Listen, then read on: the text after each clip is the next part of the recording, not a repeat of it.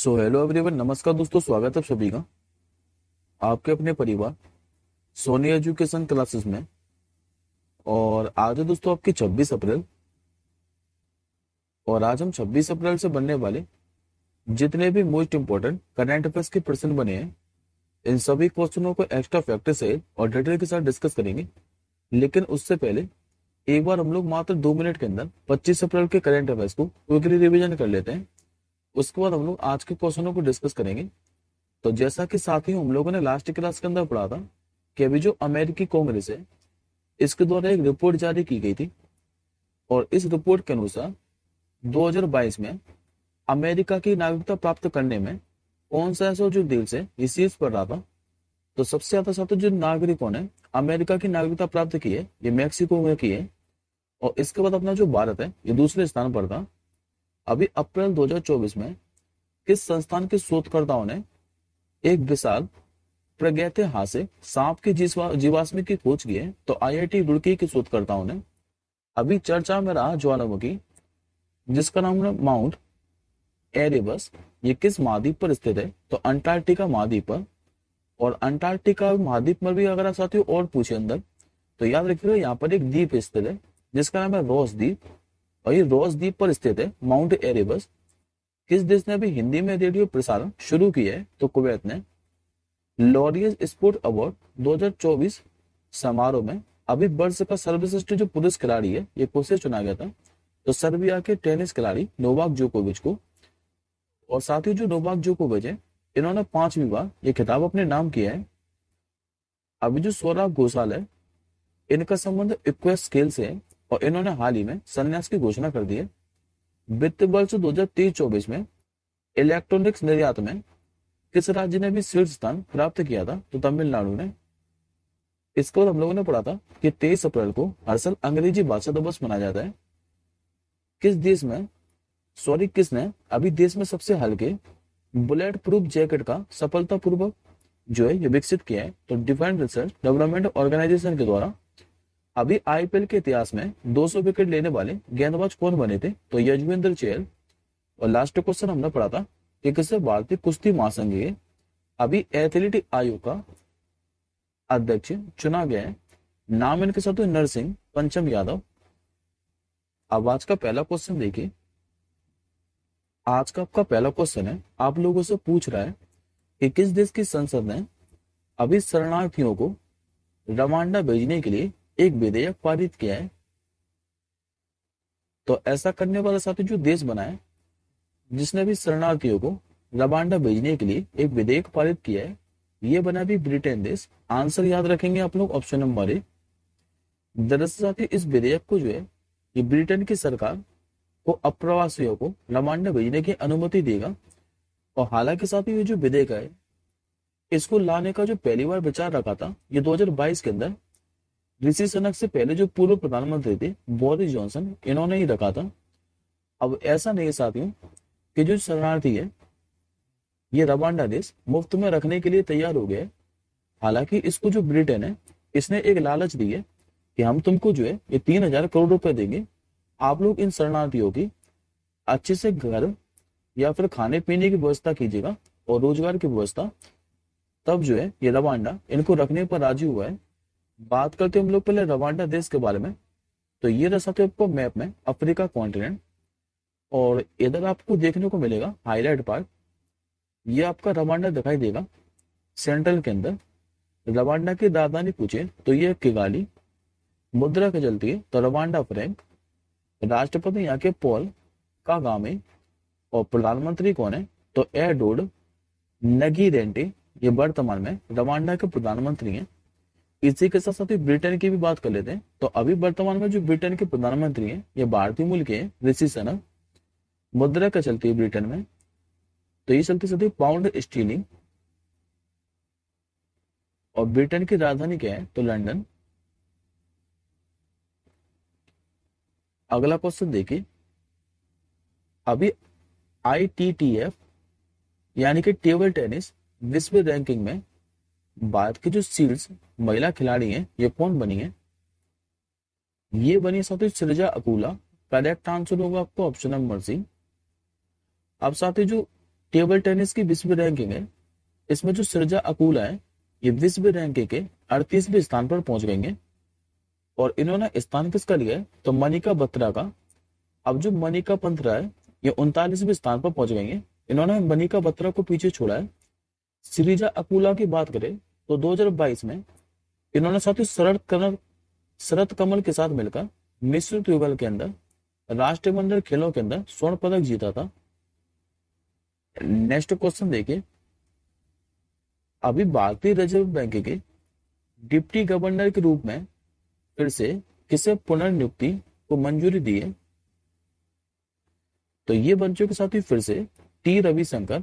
Correct answer होगा आपको option number D. दरअसल साथियों मई 2021 में कहें कि जो डिप्टी गवर्नर के पद पर पदोन्नत होने वाले जो टी रविशंकर थे ये आरबीआई के कार्यकारी निदेशक थे। और टी रविशंकर 2021 में 3 साल के लिए आरबीआई का डिप्टी गवर्नर नियुक्त किया गया था। हालांकि इनका जो कार्यकाल है यह भी समाप्त हो गया था।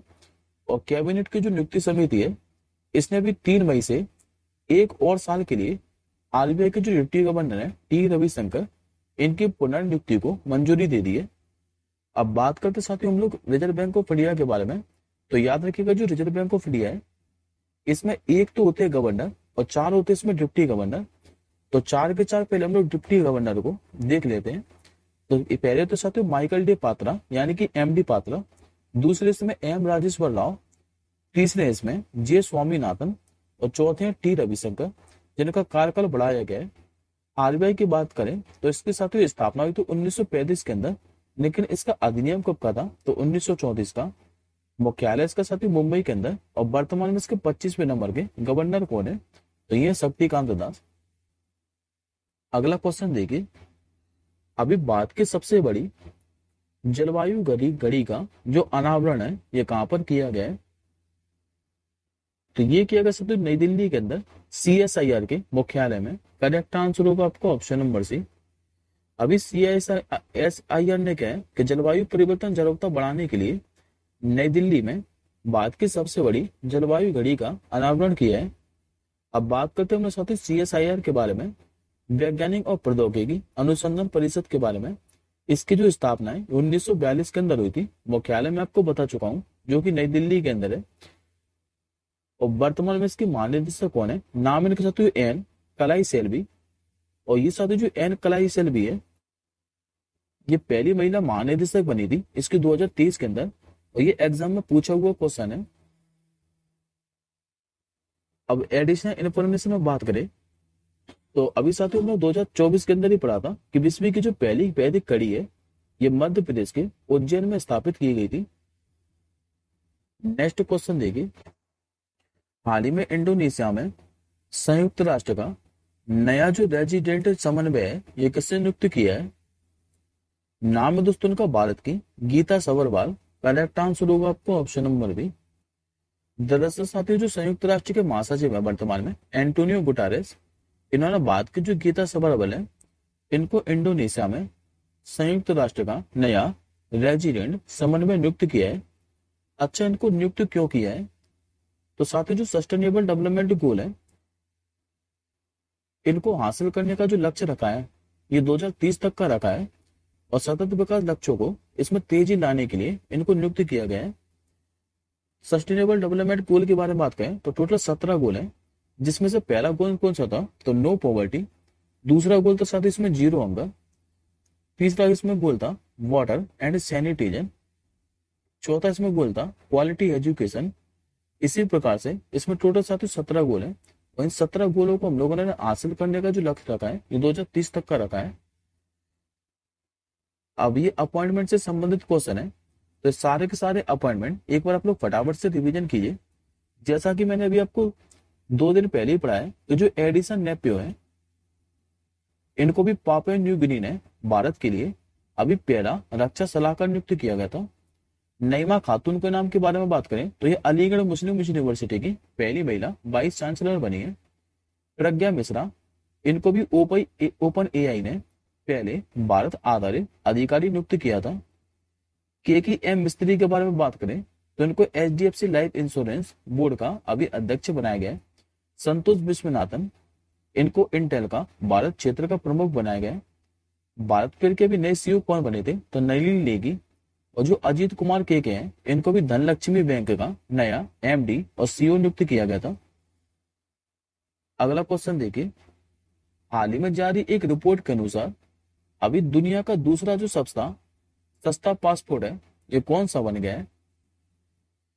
तो ये बना भी सकते भारतीय पासपोर्ट। आंसर होगा आपको ऑप्शन नंबर बी। अभी भारतीय पासपोर्ट जो है ये वैश्विक स्तर पर दूसरा सबसे सस्ता और वार्षिक खर्चे के मामले में सबसे किफायती पासपोर्ट बना है, जिसकी कीमत साथियों 10 साल की वैधता के लिए 18.07 अमेरिकी डॉलर है। और भारतीय पासपोर्ट जो धारक है ये 62 देशों की वीजा मुक्त यात्रा कर सकता है। यदि आप लोगों से पूछे कि सबसे सस्ता पासपोर्ट किस देश का है, तो यूएई का। और यदि पूछे कि सबसे महंगा पासपोर्ट किस देश का है, तो ये साथियों मैक्सिको का है। मैक्सिको का जो है ये सबसे महंगा पासपोर्ट है, जिसकी कीमत 10 वर्षों के लिए 231.5 अमेरिकी डॉलर है। और भारत का जो पासपोर्ट है ये दूसरा सबसे सस्ता पासपोर्ट बना है। और यदि साथियों आप लोगों को याद हो तो 2024 के अंदर हम लोगों ने अभी हेनले पासपोर्ट इंडेक्स पढ़ी थी। इसमें भारत की रैंक क्या रही थी? तो 85वीं, याद रखिएगा। अगला क्वेश्चन देखिए, 23 अप्रैल को अभी किस राज्य सरकार ने कोंगजोंग दिवस मनाया है? तो ये साथी जो कोंगजोंग दिवस है ये हर साल 23 अप्रैल को मनाया जाता है, लेकिन किस राज्य सरकार के द्वारा? तो मणिपुर राज्य सरकार के द्वारा। आंसर हो जाएगा आपको ऑप्शन नंबर सी। दरअसल साथी जो मणिपुर है, यहाँ पर ये कोंगजोंग दिवस मनाया क्यों जाता है? तो ये दिवस साथी इसलिए मनाया जाता है क्योंकि मणिपुर के अंदर 1891 में एंग्लो मणिपुर युद्ध हुआ था, जिसे खोंगजोंग युद्ध के रूप में जानते हैं। और ये साथी जो युद्ध है ये अंग्रेजों के खिलाफ लड़ने वाले जो बहादुर सैनिक थे ये शहीद हुए थे, और इन्हीं को सम्मानित करने के लिए ये कोंगजोंग दिवस मनाया जाता है हर साल मणिपुर के अंदर। और यदि साथी आप लोगों से पूछे कि जो एंग्लो मणिपुर युद्ध है ये हुआ कहाँ पर था, तो ये खेबा हिल्स के अंदर हुआ था।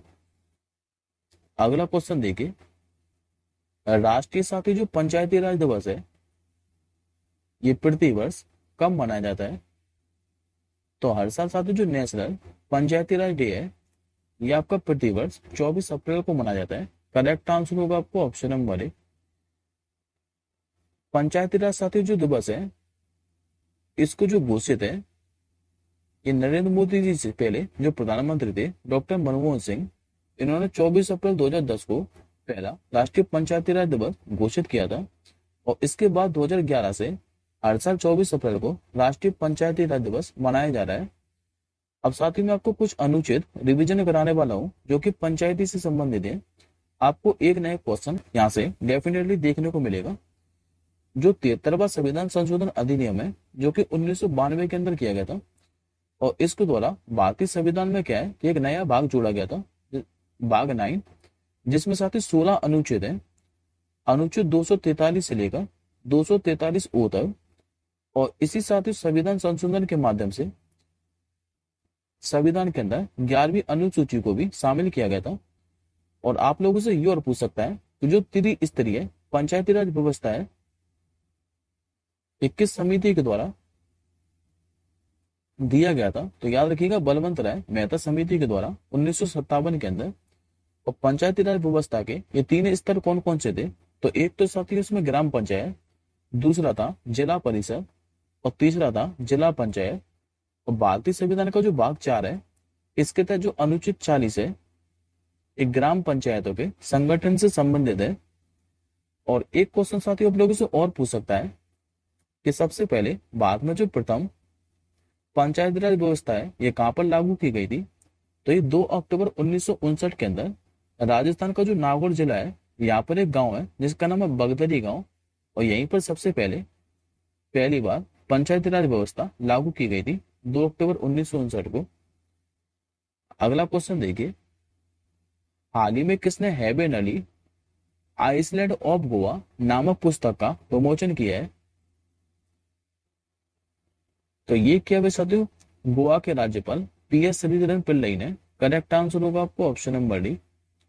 दरअसल जो गोवा के राज्यपाल हैं पीएस श्रीधरन पिल्लई, इन्होंने अभी हैबेन अली आइसलैंड ऑफ गोवा नामक पुस्तक का विमोचन किया है। ये साथी जो पुस्तक है ये राज्य के कम ज्ञात पहलुओं को संरक्षित करने और बढ़ावा देने प्रति उनके समर्पण का प्रमाण है। अब ये पुस्तक से रिलेटेड क्वेश्चन है, तो एक बार आप लोग एडिशनल इन्फॉर्मेशन में देखिए।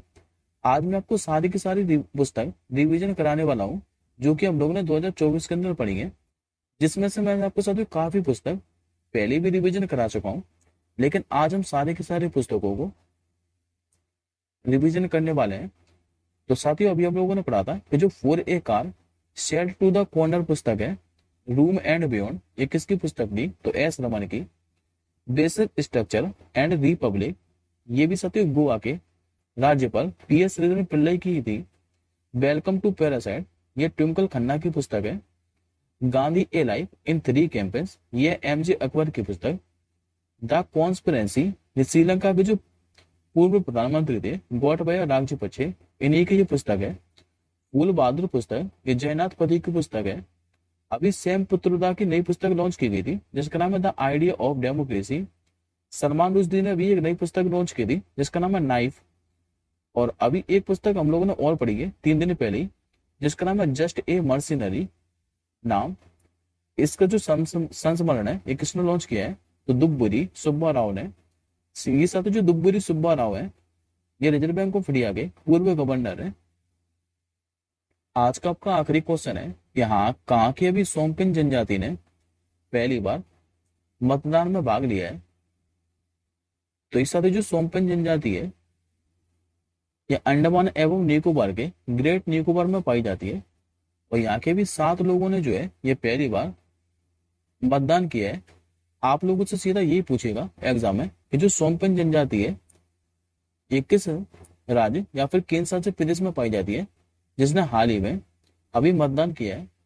तो याद रखिएगा ग्रेट निकोबार के अंदर।